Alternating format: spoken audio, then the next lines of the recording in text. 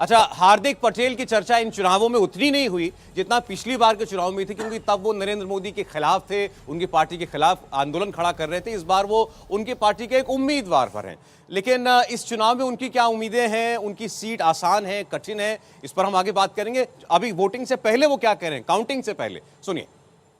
जो सुशासन कायम किया और लोगों को सुरक्षा और सलामती दिया है, तो निश्चित रूप से इस चुनाव में भी बड़े मार्जिन के साथ भारतीय जनता पार्टी का विजय होगा। और गुजरात में जो विजय होगा वो आने वाले 25 साल का गुजरात कैसा होगा वो तय होने वाला है। विरमगांव से भी हमारी जीत होगी और निश्चित रूप से इस चुनाव ने लोकतंत्र के जो मायने थे उसको मजबूत करने का काम किया। हार्दिक जी, बात करिए एग्जिट पोल की। हमने जिस तरह से एग्जिट पोल देखा है, बीजेपी यहाँ पे 7वीं बार रिकॉर्ड बनाते हुए, उसको क्या कुछ कहना चाहिए? ये जो सरकार बन रही है वो गुजरात के लोगों के सपनों के साथ गुजरात की सरकार ने जो काम किया है उसके आधार पे बन रही है। पिछले 20 सालों से एक भी दंगा फसाद नहीं हुआ। पिछले 20 सालों से गुजरात के भीतर किसी भी प्रकार के आतंकवादी हमले नहीं हुए।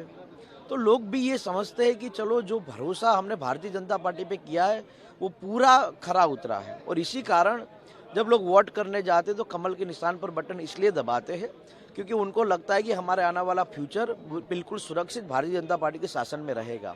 नरेंद्र भाई मोदी और भारतीय जनता पार्टी ने उस हिसाब से यहाँ सुशासन कायम किया है, जिसके कारण लोगों में भरोसा और मजबूत हुआ है। हार्दिक जी, एक और जानना चाहिए, कांग्रेस जिस तरह से यहाँ पे दूसरे नंबर पार्टी थी, लेकिन अब वो लगातार पिछड़ती जा रही है, क्या वजह मान रहे हैं? लेकिन कांग्रेस जिस तरह परफॉर्मेंस बात करें, यहाँ के गुजरात की बात करें, दिल्ली एमसीडी की बात करें, किस तरह से देख रहे हैं? कांग्रेस ने गुजरात की अस्मिता और गौरव के खिलाफ काम किया है।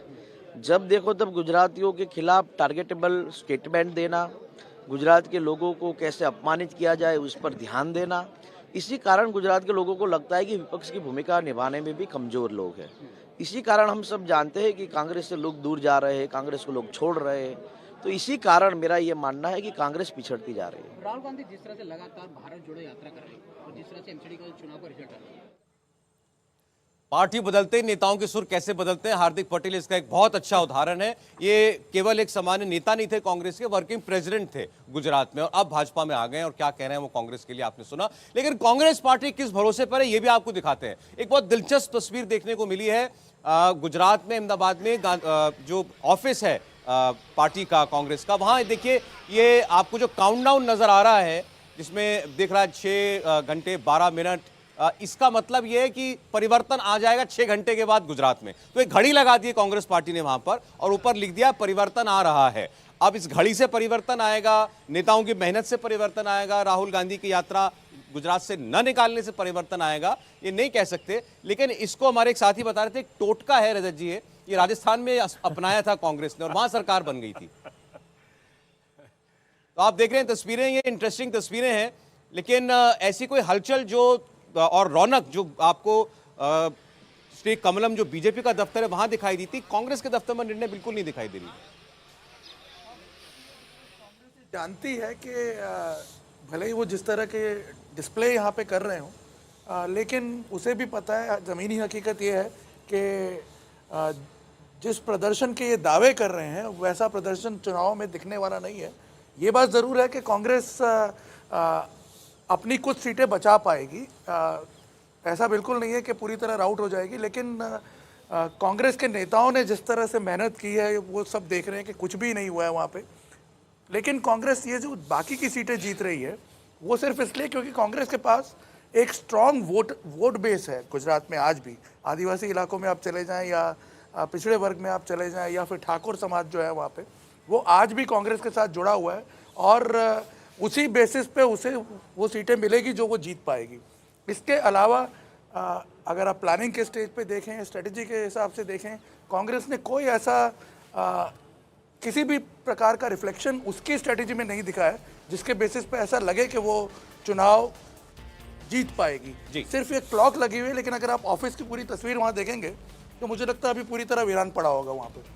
और थोड़ी देर में, आधे घंटे का वक्त बस बाकी रह गया है जब वोटों की गिनती शुरू होगी। और हम लोग बात कर रहे थे पहले, क्या इस बार पोस्टल बैलेट और ईवीएम एक साथ खुलेंगे? अभी निर्णय ने बताया हमें कि पहले की तरह ही पोस्टल बैलेट पहले गिने जाएंगे और लगभग 1 घंटा ये प्रक्रिया चलती है। उसके बाद फिर ईवीएम की बारी आती है और एक बार जब मशीनें खुलती हैं तो बहुत तेजी के साथ फिर रुझान वो आने शुरू हो जाते हैं। तो गुजरात और हिमाचल प्रदेश में वोटों की गिनती बस किसी भी आधे घंटे के बाद जब शुरू होगी और किसी भी वक्त उसके बाद एक पहला ट्रेंड जो है वो आपको देखने के लिए मिल जाएगा। प्रशांत गढ़वी साहब हमारे साथ हैं, गुजरात से आए हैं यहाँ पर।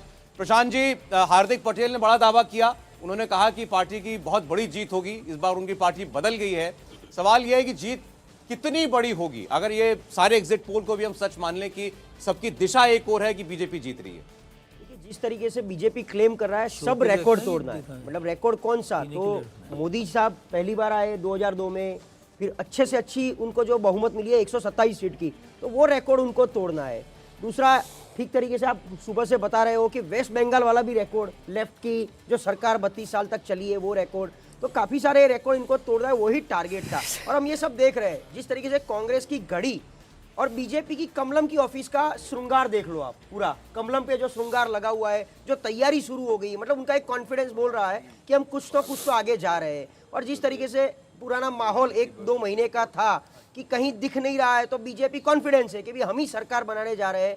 खुद अरविंद केजरीवाल ने अभी सुबह सुबह में आके एक्सेप्ट कर लिया कि 12%, 15% वोट शेयर मिल जाए पहली पार्टी को तो अच्छा है। तो ये सब बताता है बीजेपी आगे बढ़ रही है। एग्जिट पोल ±10 सीट का भी हो सकता है, ±। तो क्योंकि इतना माहौल भी नहीं था, मैं बोल रहा हूं कि इतना बड़ा मैजिक भी नहीं हुआ है 5 साल में कि बीजेपी 135, 40, 50 तक पहुंच जाए। अब मैजिक होता है, एक मोदी मैजिक जो है कि भाई सामने कोई ऑप्शन नहीं है, फेस वैक्यूम है कांग्रेस में। अगर कांग्रेस की सरकार बनेगी तो सीएम कौन बनेगा, अभी तक भी वो क्लियर नहीं है। तो वो जो फेस वैक्यूम आज तक कांग्रेस नहीं दे पाई है, अरविंद आम आदमी पार्टी ने सीएम का फेस बनाया, लेकिन उतना ग्राउंड लेवल पे वो एक्टिविटी नहीं दिख रहा। इंडिया टीवी हर वक्त हर जगह डाउनलोड करने के लिए सर्च करें India TV news Google play store या ऐप स्टोर पर।